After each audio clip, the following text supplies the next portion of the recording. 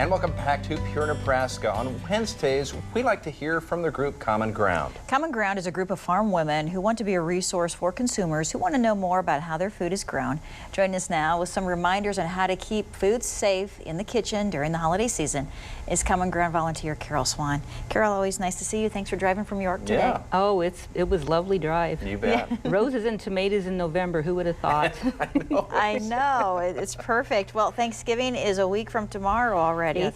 And people are probably starting to plan their menus for the gatherings.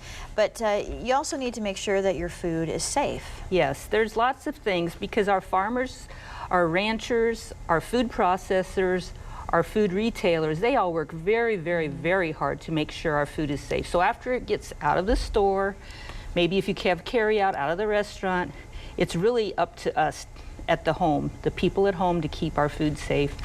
And you just want to really try hard because you don't want people to get sick. And there's some really good websites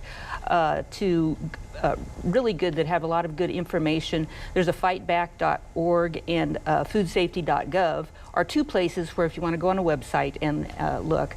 Then there's some things, it's called clean, separate, cook, and chill. And those are the four things just to remember. Keep your things clean, keep your hands, your utensils clean. Separate, don't put raw vegetables and raw meat products like on the same platter if you're cutting. Separate them out. After you can throw them in the pot and cook them, but while you're preparing them, try to keep things separated.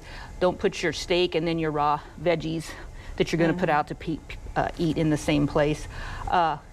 Clean or cook, make sure your temperatures are correct.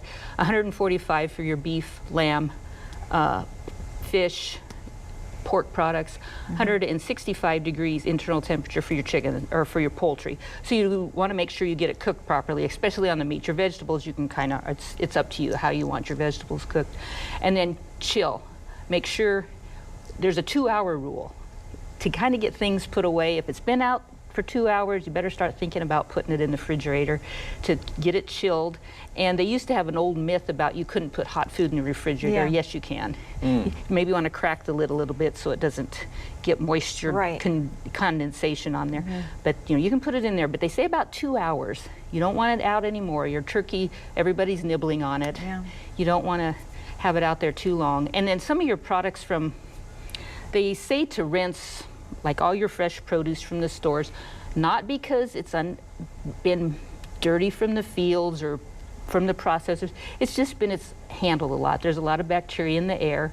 So it's been in trucks, it's been in warehouses, it's been in your back storage of your stores, it's been out in your stores, and people have come along and touched it. So when you get any of your produce home, just rinse it.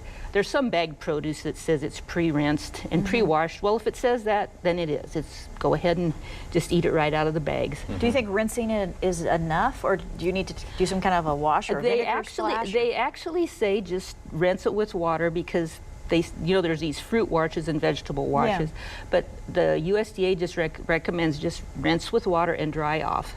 So you have that. But clean, and then your hands. Yeah, your hands. That's the #1 cause of foodborne bacterial problems, illnesses, is with your hands. So make sure you wash your hands.